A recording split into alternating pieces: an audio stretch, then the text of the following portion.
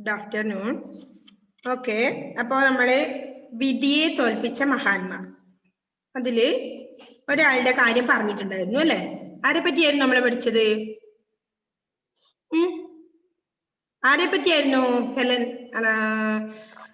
Keller. Okay miss, ഞാൻ കേട്ടില്ല, എനിക്ക് എന്റെ നെറ്റ് പോയായിരുന്നു, കേട്ടില്ല. കേൾക്കുന്നില്ലേ? നമ്മുടെ ആദ്യത്തെ പാഠത്തിൽ അല്ല, ഈ പാഠത്തിൽ നമ്മൾ ആദ്യത്തെ പാരഗ്രാഫിൽ പഠിച്ചെന്താ? കുറെ വിധിയെ തോൽപ്പിച്ച മഹാന്മാരെ പറ്റിയായിരുന്നു അല്ലെ? ചില കുറവുകൾ ഉണ്ടായിട്ടും സമൂഹത്തിന്റെ ഉന്നത സ്ഥാനങ്ങളിൽ എത്തിയ ചില മഹാന്മാരെ പറ്റിയായിരുന്നു ഇതിൽ പഠിക്കാനുള്ളത് അല്ലെ? ഓക്കെ, അതില് ഫസ്റ്റ് വേണ്ടായി നമ്മൾ ആരെ പഠിച്ചത്? ഹെലൻ കെല്ലർ അല്ലെ? ഹെലൻ കെല്ലർ ജനിച്ച ഉടനെയല്ല, 1.5 വയസ്സാകുമ്പോൾ അന്ധയും ബധിരയും ആയിത്തീർന്നു അല്ലെ? ചെവി കേൾക്കാനും കണ്ണ് കാണാനും പറ്റാത്ത അവസ്ഥയിലായിരുന്നു. എന്നിട്ടും അവര് ഉന്നതങ്ങളിൽ ശോഭിച്ചു അല്ലെ? അതായിരുന്നു നമ്മൾ ആദ്യ പാരഗ്രാഫിൽ പറഞ്ഞത്. ഓക്കെ, അപ്പൊ അത് മുതല് മിസ് ഒന്ന് വായിക്കാം, സ്റ്റാർട്ടിങ് മുതൽ. ഇനി രണ്ടാമത്തെ ആളെ കുറിച്ച് നമുക്ക് പഠിക്കാം. നമ്മള് വായിച്ചോട്ടെ? ഓ, നമ്മള് വായിച്ചോട്ടെ? വായിച്ചോ? വായിക്കുന്നോ? പാഠം വായിക്കുന്നോ? യെസ്, എന്നാ വായിച്ചു. ഷോൺ ഒന്ന് വായിച്ചു. രണ്ടുപേരും വായിച്ചിട്ട് നമുക്ക് തുടങ്ങാം. ഓക്കെ. പാഠം 9. വിധിയെ തോൽപ്പിച്ച മഹാന്മാർ. വിധി എല്ലാവരോടും ദയ കാണിക്കാറില്ല, പലരോട് ക്രൂരത കാണിക്കും. ചിലർ ജനിക്കുമ്പോഴേ കുടരന്മാരായിരിക്കും, ചിലർ ബധിരന്മാർ, മറ്റു ചിലർ കൈകാലുകൾ ഉണ്ടാവില്ല, ഇനിയും ചിലർ 2 കാലുകളും തളർന്നവരായിരിക്കും, മൂകരായിട്ടും ചിലർ ജനിക്കും. അധികം ആളുകളും ഈ വൈകല്യം തങ്ങളുടെ വിധിയാണെന്ന് വിശ്വസിച്ച് ജീവിക്കുന്നു. പക്ഷെ ഈ വൈകല്യങ്ങളെ വെല്ലുവിളിക്കുന്നവരുണ്ട്. അങ്ങനെ തങ്ങളുടെ കുറവുകൾ വിജയത്തിലേക്കുള്ള ഏണിപ്പടികളായി മാറ്റിയ ചില ധീരന്മാരുണ്ട്. അവരുടെ ജീവിത കഥകൾ നമുക്കൊരു പാഠമാണ്. വിശ്വപ്രസിദ്ധയായ ഹെലൻ കെല്ലർ അന്ധയും ബധിരയും ആയിരുന്നു. കാണാനും കേൾക്കാനുമുള്ള കഴിവില്ലായിരുന്നിട്ടും ഈ വൈകല്യത്തോട് അവർ പൊരുതി. എഴുത്തുകാരി, സാമൂഹിക പ്രവർത്തക എന്നീ നിലകളിൽ കീർത്തി നേടാൻ അവർക്ക് കഴിഞ്ഞു. 1880 ജൂലൈ 27 അമേരിക്കയിലെ ഡുസക്കുംബിയ എന്ന സ്ഥലത്താണ് ഹെലൻ ജനിച്ചത്. ജനിച്ചപ്പോൾ കാഴ്ചയ്ക്കോ കേൾവിക്കോ കുഴപ്പമൊന്നും ഉണ്ടായിരുന്നില്ല. 1.5 വയസ്സായപ്പോൾ പിടിപെട്ട രോഗമാണ് അവരെ അന്ധയും മൂകയും ആക്കി മാറ്റിയത്. എങ്കിലും അവർ നിരാശയായില്ല. ആനിസ് ലിവൻ എന്നൊരു അധ്യാപിക ഹെലനെ വിരൽ തുമ്പുകൊണ്ട് എഴുതാനും വായിക്കാനും പഠിപ്പിച്ചു. ഉത്സാഹിയായ ഹെലൻ 24-ാം വയസ്സിൽ ബിരുദം സമ്പാദിച്ചു. ജീവിതം മുഴുവൻ അംഗവൈകല്യമുള്ളവർക്കായുള്ള സേവന പ്രവർത്തനങ്ങൾക്ക് നേതൃത്വം നൽകിക്കൊണ്ട് അവർ ലോകം മുഴുവൻ ചുറ്റി സഞ്ചരിച്ചു. വികലാംഗർക്ക് വെളിച്ചം നൽകാൻ ജീവിതം ഒഴിഞ്ഞുവെച്ച ഹെലൻ കെല്ലർ ആത്മകഥ ഉൾപ്പെടെ നിരവധി ഗ്രന്ഥങ്ങളും രചിച്ചിട്ടുണ്ട്. ബ്രിട്ടീഷ് നമ്മൾ പഠിച്ചത് വരെയുള്ളത് മതി. നെക്സ്റ്റ് ഫെയ്ത്ത് വായിച്ചേ.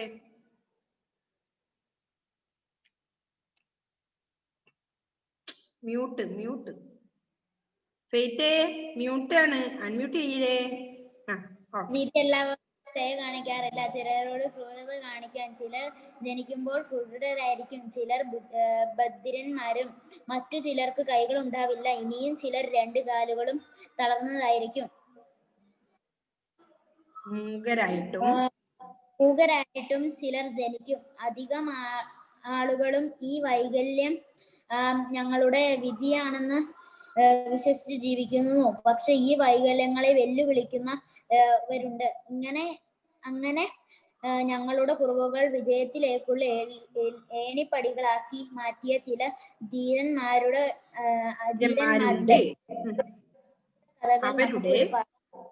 ജീവിത കഥകൾ ഒരു പാഠമാണ്.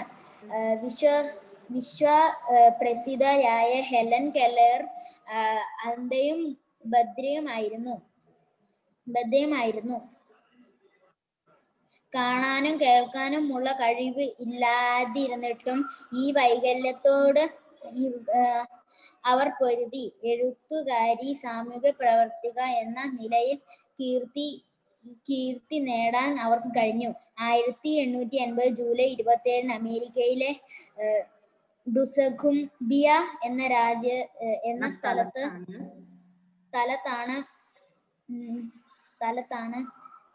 ഹെലൻ ജനിച്ചത്. ജനിച്ചപ്പോൾ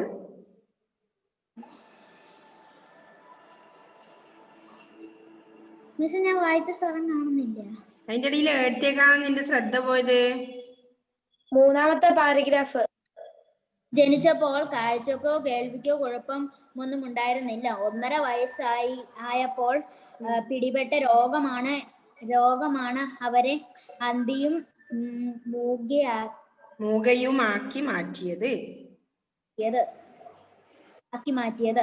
എങ്കിലും അവർ നിരാശയായില്ല.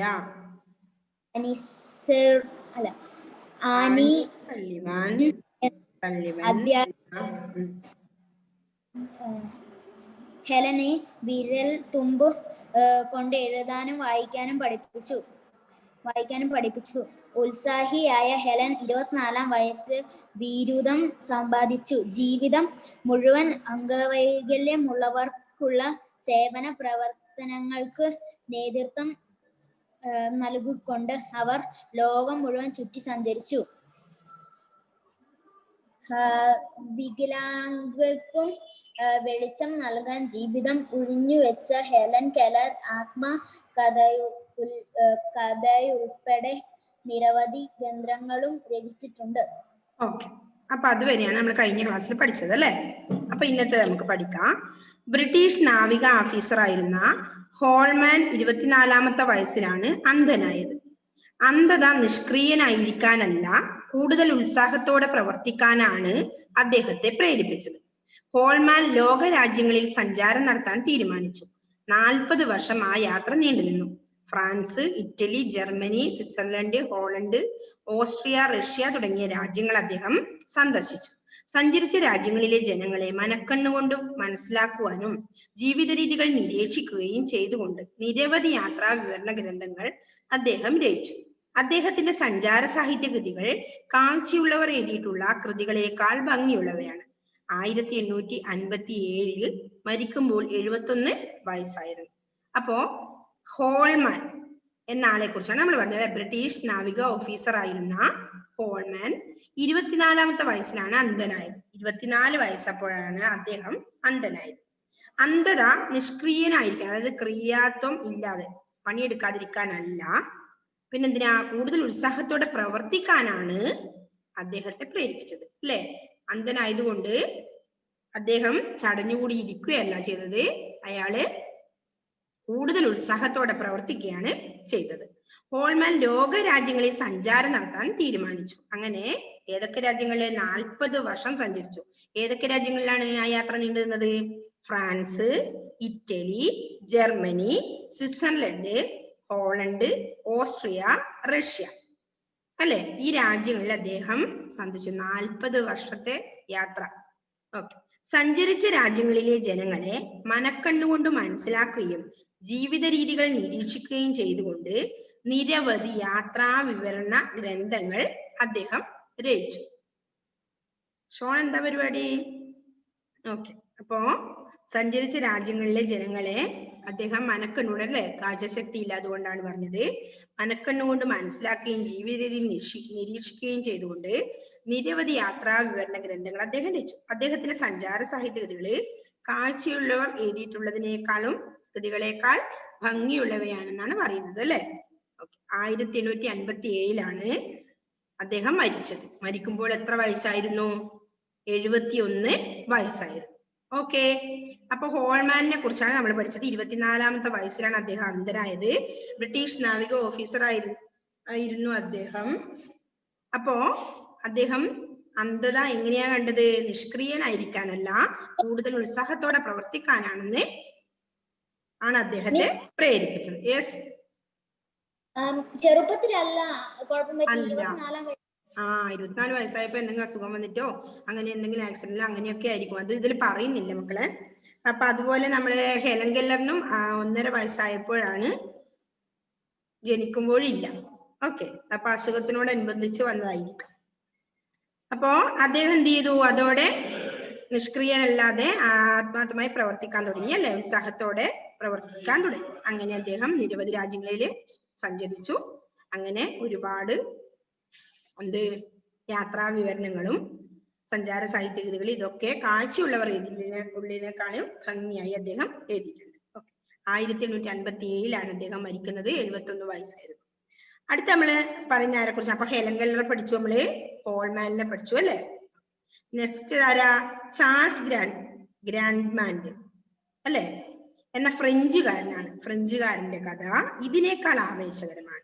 പിറവിലെ കൈകളും കാലുകളും ചാൾസിന് ഇല്ലായിരുന്നു. വളരെ ചെറിയ രൂപമായ അദ്ദേഹത്തിന് എങ്ങനെയാ?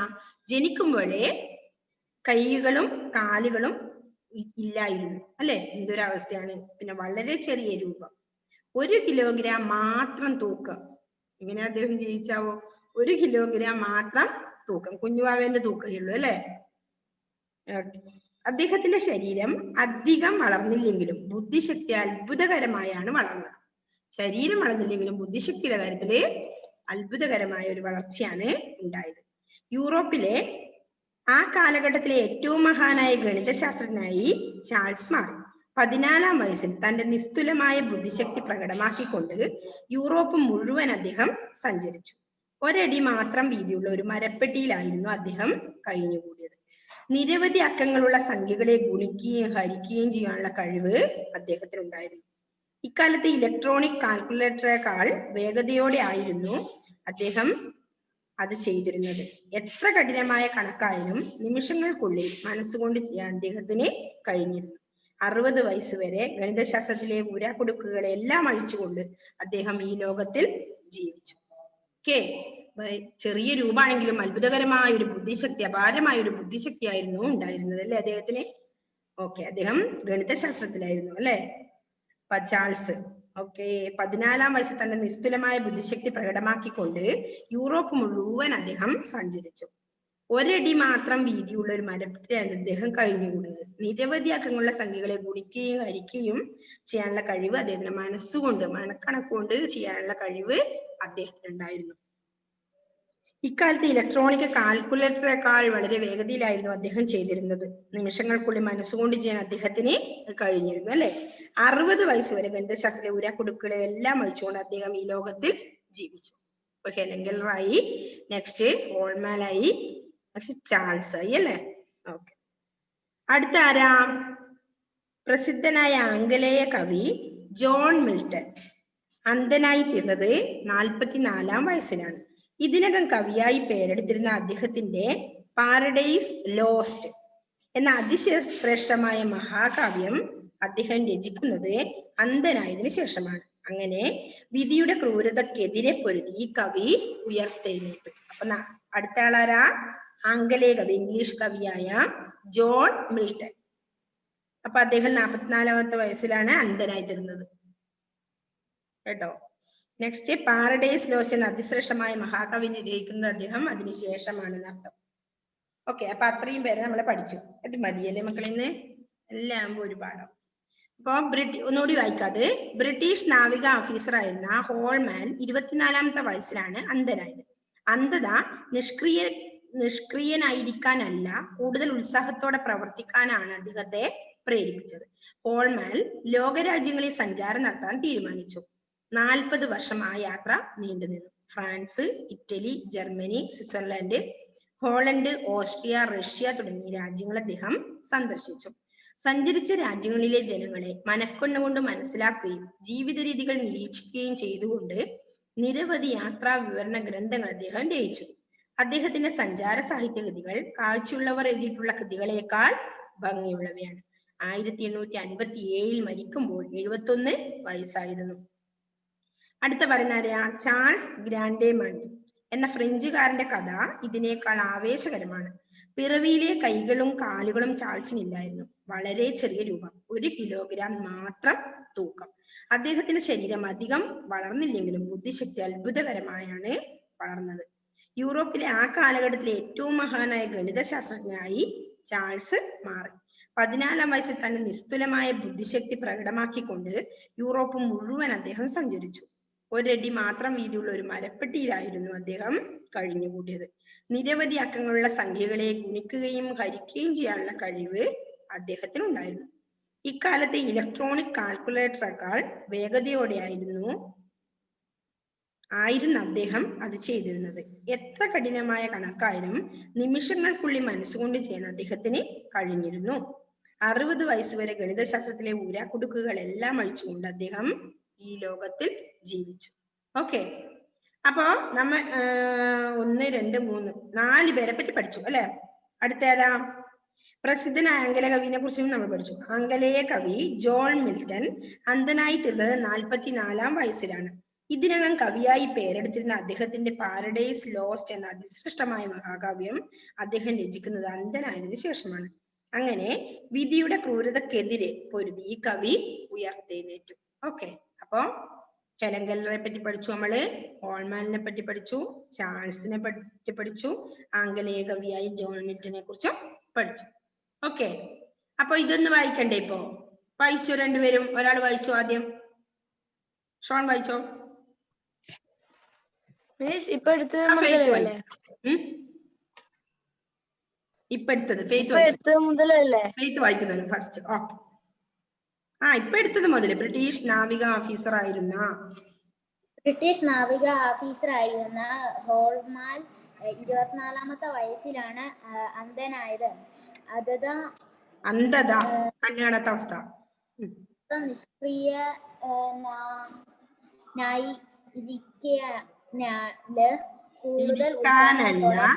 നിഷ്ക്രിയനായിരിക്കാനല്ല, കൂടുതൽ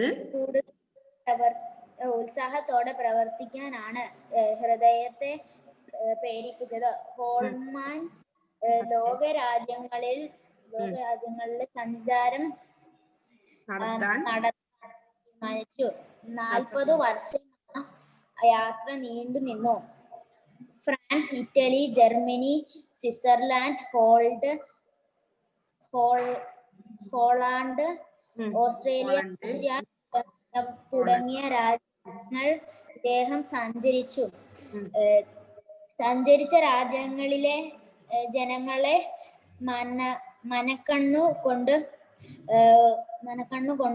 മനസ്സിലാക്കുകയും ജീവിത രീതികൾ നിരീക്ഷിക്കുകയും ചെയ്തു കൊണ്ട് നിരവധി യാത്രാ ഗ്രന്ഥങ്ങൾ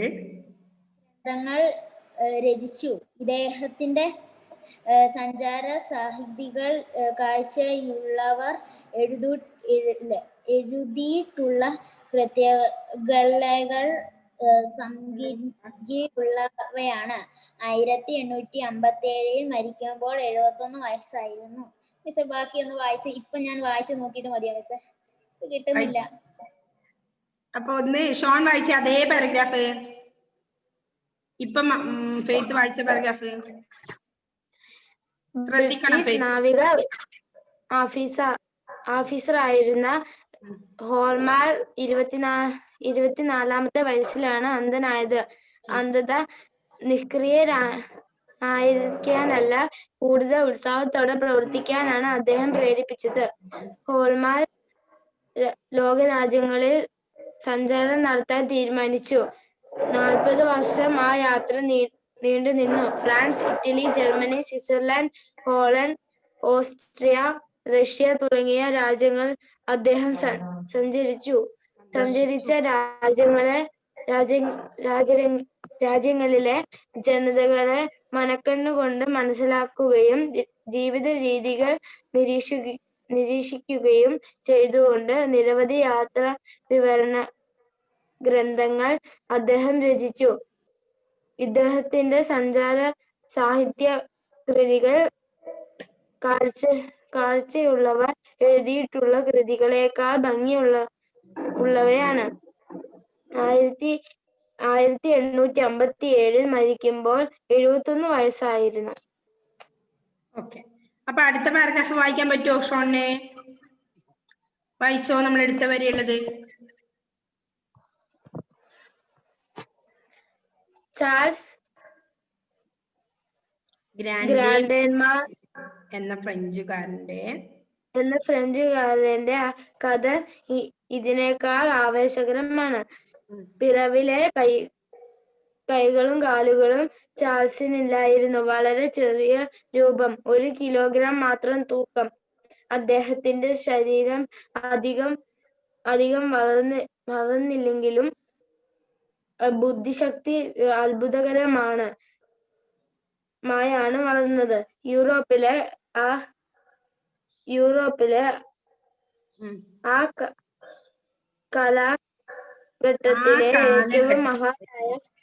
ആ കാലഘട്ടത്തിലെ ഏറ്റവും മഹാനായ ഗണിതശാസ്ത്രജ്ഞനായി ചാൾസ് മാറി. 14-ാം വയസ്സിൽ തന്റെ നിസ്തുലമായ ബുദ്ധിശക്തി പ്രകടമാക്കിക്കൊണ്ട് യൂറോപ്പ് മുഴുവൻ അദ്ദേഹം സഞ്ചരിച്ചു. 1 അടി മാത്രം വീതിയുള്ള ഒരു മരപ്പെട്ടിയിലായിരുന്നു അദ്ദേഹം കഴിഞ്ഞുകൂടിയത്.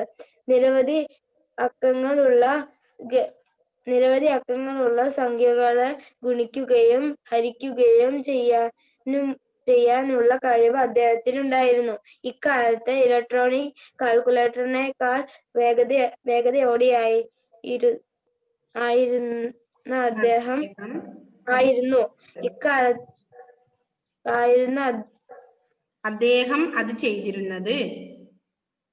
അദ്ദേഹം അത് ചെയ്തിരുന്നത്.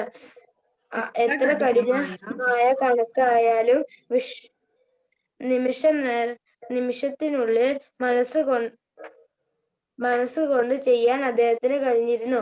60 വയസ്സ് വരെ ഗണിത ശാസ്ത്രത്തിലെ ഊരാക്കുടുക്കുകളെല്ലാം രചിച്ചുകൊണ്ട് അദ്ദേഹം ഈ ലോകത്തിൽ ജീവിച്ചു.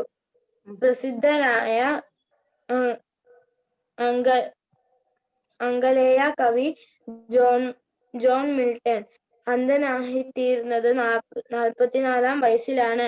ഇതിനകം കവിയായി പേരെടുത്തിരുന്ന അദ്ദേഹത്തിന്റെ പാരഡൈസ് ലോസ്റ്റ് എന്ന അതിശ്രേഷ്ഠമായ മഹാകാവ്യം അദ്ദേഹം രചിക്കുന്നത് അന്ധനായതിനു ശേഷമാണ്. അങ്ങനെ വിധിയുടെ ക്രൂരതയ്ക്കെതിരെ പൊരുതി ഈ കവി ഉയർത്തെഴുന്നേറ്റു. ബാക്കി ഞാൻ വായിക്കട്ടെ. ചാൾസ് ഗ്രാഡൻമാൻ എന്ന ഫ്രഞ്ചുകാരന്റെ കഥ ഇതിനേക്കാൾ ആവേശകരമാണ്. പിറവിലെ കൈകളും കാലുകളും ചാൾസിനില്ലായിരുന്നു. വളരെ ചെറിയ രൂപം, 1 കിലോഗ്രാം മാത്രം തൂക്കം. ഇദ്ദേഹത്തിന്റെ ശരീരം അധികം വളർന്നില്ലെങ്കിലും ബുദ്ധിശക്തി അത്ഭുതകരമാണ് വളർന്നത്.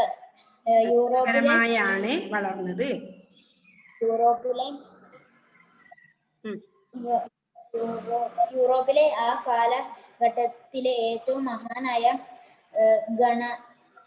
ഗണിതശാസ്ത്രജ്ഞനായി ചാൾസ് മാറി. 14-ാം വയസ്സിൽ തന്റെ നിസ്തുല്യമായ ബുദ്ധിശക്തി പ്രകടമാക്കിക്കൊണ്ട് യൂറോപ്പ് മുഴുവൻ അദ്ദേഹം സഞ്ചരിച്ചു. 1 അടി മാത്രം വീതിയുള്ള ഒരു മരപ്പെട്ടിയിലായിരുന്നു അദ്ദേഹം കഴിഞ്ഞുകൂടിയത്. നിരവധി അക്കങ്ങളെ ഗുണിക്കുകയും ഹരിക്കുകയും ചെയ്യാനുള്ള കഴിവ് അദ്ദേഹത്തിനുണ്ടായിരുന്നു. ഈ കാലത്തെ ഇലക്ട്രോണിക് കാൽക്കുലേറ്ററിനേക്കാൾ വേഗതയോടെയായിരുന്നു അദ്ദേഹം അത് ചെയ്തിരുന്നത്. ഇത്ര കഠിനമായ കണക്കായാലും നിമിഷങ്ങൾക്കുള്ളിൽ മനസ്സുകൊണ്ട് ചെയ്യാൻ അദ്ദേഹത്തിന് കഴിഞ്ഞിരുന്നു. 60 വയസ്സ് വരെ ഗണിത ശാസ്ത്രത്തിലെ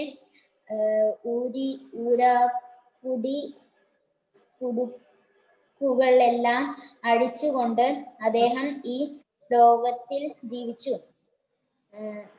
പ്രശസ്തനായ ആംഗലേയ കവി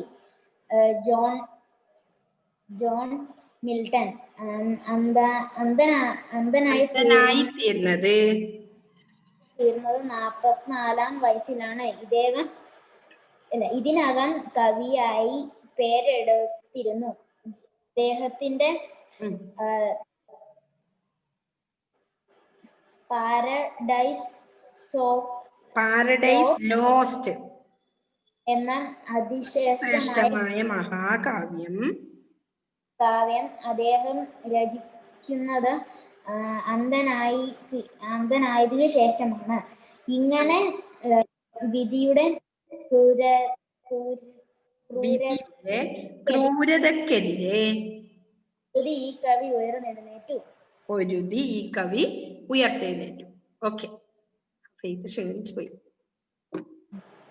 ഓക്കെ, അപ്പൊ നമ്മൾ വിധിയെ തോൽപ്പിച്ച മഹാന്മാരെ പറ്റിയായിരുന്നു പഠിച്ചത്. ഹെലൻ കെല്ലറിനെ പറ്റി പഠിച്ചു. നെക്സ്റ്റ് ബ്രിട്ടീഷ് നാവിക ഓഫീസർ ആയിരുന്ന ഹോൾമാനെ കുറിച്ച് പഠിച്ചു.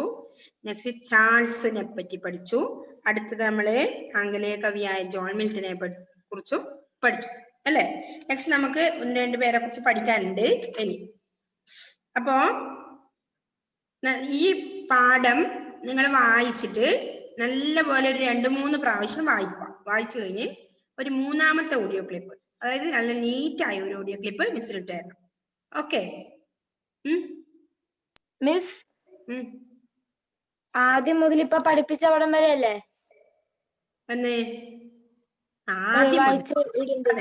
ആദ്യം മുതൽ നമ്മുടെ പാഠം തുടങ്ങുന്നത് മുതൽ ഇപ്പൊ പഠിപ്പിച്ചത് വരെയുള്ള ഭാഗങ്ങള് നല്ല പോലെ ഇന്ന് തന്നെ ഇടണം. നാളെ എന്ന് പറഞ്ഞാൽ നിങ്ങൾ ഇടൂല കേട്ടോ. ഓക്കെ, എന്റെ പേഴ്സണൽ ഇട്ടാ മതിയെ, എന്നാലേ പിന്നെയും ചെക്ക് ചെയ്യാൻ പറ്റും. ഓക്കെ, ഇന്നത്തെ ഞാൻ കേട്ടു. പകുതി എഴുതി ബാക്കി എഴുതാൻ മടുത്തു. ഭയങ്കര വലിയ അർത്ഥം കുറേയുണ്ട്. ക്വസ്റ്റ്യൻ ആൻസർ എഴുതിയില്ലേ മുഴുവൻ? പിന്നെന്ത് അല്ല, അർത്ഥം ഈ പാഠത്തിന്റെ അർത്ഥം എഴുതാൻ കുറേയുണ്ട്. അർത്ഥം എന്നിട്ട് എഴുതിയാ മതി. ഞാൻ വായിച്ചു അല്ലെങ്കിൽ പരിചയമില്ലാത്ത വീടുണ്ടാവും ഞാൻ. അപ്പൊ അർത്ഥവും അത് കഴിഞ്ഞിട്ട് നമുക്ക് അർത്ഥവും എന്നിട്ട് എഴുതിയാൽ മതി. എടുത്തു കഴിഞ്ഞതിന് ശേഷം എഴുതിയാൽ മതി കേട്ടോ. ഓക്കെ, അപ്പൊ നമുക്ക് മതിയാക്കാം അല്ലേ? Okay, bye bye bye. ആരും കേറിയില്ല ബാക്കി. ഫെയ്ത്തെ, കിണറിൽ വെള്ളം കിട്ടി അറിഞ്ഞോ? സോറി, കുറച്ച് ഇതാകുമ്പോ. Okay, by.